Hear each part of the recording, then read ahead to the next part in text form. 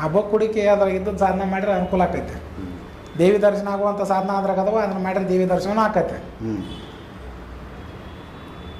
ಇನ್ನು ನಮ್ಮಲ್ಲಿ ಚಿದಾನಂದ ಅವಧೂತರು ಅಂತೇಳಿ ಒಬ್ರು ಆಗೋದ್ರು. ಅವರು ಸಹಿತ ದೇವಿ ದರ್ಶನ ಆಗ್ಬೇಕಾದ್ರೆ ಆ ಗ್ರಂಥಕ್ಕೆ ಇದನ್ನು ಮಾಡಿ ಎಲ್ಲ ದೇವಿ ಅನುಗ್ರಹದಿಂದನ ಅದನ್ನೆಲ್ಲ ಇದನ್ನು ಮಾಡಿ ದೇವಿ ಕಡೆಯಿಂದನ ಕೇಳಿ 3 ರಾತ್ರಿ 3 ಹಗಲಿಗೆ ಕುಂತ್ಕೊಂಡು ಅದನ್ನು ಬರ್ಸಿಸ್ಯಾರ ಅವರು. ಬರ್ಸಿಸ್ಯಾರ ಅನ್ನೋಕೆ ದೇವಿ ಬರ್ಸಿಸ್ಯಾಳ, ಇವ್ರು ಬರ್ದಾರ ಕುಂತ ಇವ್ರು ಬರ್ದರು.